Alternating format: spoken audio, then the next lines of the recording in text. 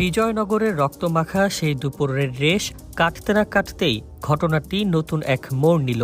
রাজধানীর ব্যস্ত সড়কে প্রকাশ্য দিবালোকে ইনকিলাব মঞ্চের সংগঠক ওসমান হাদিকে হত্যার উদ্দেশ্যে গুলি চালানো শুটাররা আর দেশে নেই, এমনই চাঞ্চল্যকর তথ্য সামনে এনেছেন কাতার ভিত্তিক সংবাদ মাধ্যম আল জাজিরার প্রবাসী বাংলাদেশি সাংবাদিক জুলকারনাইন সায়ের।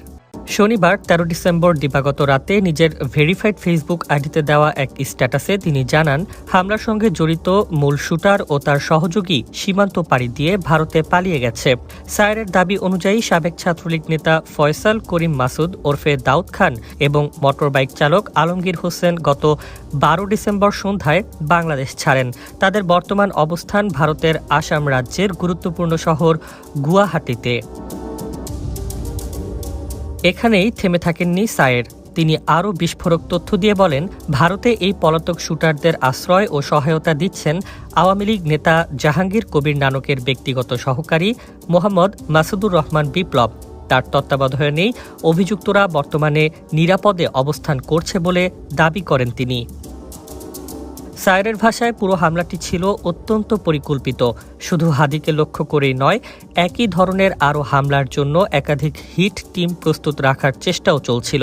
শুটার ফয়সাল নাকি নিজের ঘনিষ্ঠ মহলে স্বীকার করেছে, ব্যবহৃত অস্ত্রটি জ্যাম হয়ে যাওয়ায় সে একটি গুলির বেশি ছুটতে পারেনি।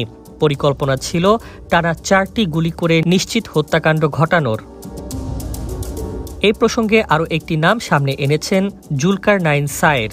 চট্টগ্রাম নগর যুবলীগের সাবেক কার্যনির্বাহী সদস্য মোহাম্মদ সাজ্জাদ বৈষম্য বিরোধী ছাত্র আন্দোলনের সময় সংঘটিত এক হত্যা মামলায় গ্রেপ্তার হয়ে পরে জামিনে মুক্ত এই অস্ত্রধারী ক্যাডারকেও সম্ভাব্য হুমকি হিসেবে উল্লেখ করেন তিনি।